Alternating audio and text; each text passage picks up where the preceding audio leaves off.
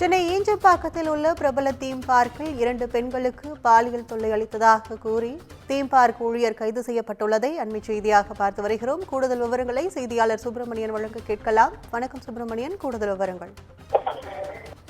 சென்னை கிழக்கு கடற்கரை சாலையில் செயல்பட்டு வரக்கூடிய ஒரு தனியார் பொழுதுபோக்கு மையத்தில் அங்கு சுற்றுலாவிற்காக வந்த 2 சிறுமிகளிடம் பாலியல் தொல்லை கொடுத்த ஊழியரை போலீசார் கைது செய்திருக்கிறார்கள். கடந்த 17ஆம் தேதி சென்னை அமைந்தகரையைச் சேர்ந்த பெண் ஒருவர் தனது 2 மகள்களையும் அந்த பொழுதுபோக்கு பூங்காவிற்கு அழைத்து வந்திருக்கிறார். அப்போது விளையாடி கொண்டிருக்கும் போது அந்த 2 சிறுமிகளுக்கும் அங்கிருக்கக்கூடிய ஊழியர் பாலியல் சீண்டலில் ஈடுபட்டதாக கூறப்படுகிறது. இது தொடர்பாக அந்த நிறுவனத்திடம் அதிகாரிகளிடம் அந்த பாதிக்கப்பட்ட சிறுமிகளுடைய தாயார் புகார் அளித்திருந்தார். ஆனால் புகாரின் அடிப்படையில் அந்த நிறுவனத்தினுடைய அதிகாரிகள் எந்த ஒரு நடவடிக்கையும் எடுக்கப்படவில்லை.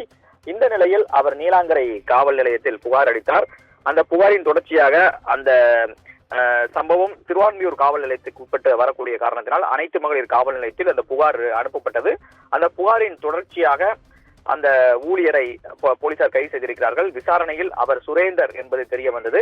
அந்த பொழுதுபோக்கு பூங்காவில் அவர் பணியாற்றி வருவதும் விசாரணை தெரிய வந்திருக்கிறது. கைது செய்யப்பட்டவரிடம் விசாரணை என்பது மேற்கொள்ளப்பட்டு வருகிறது. விவரங்களுக்கு நன்றி.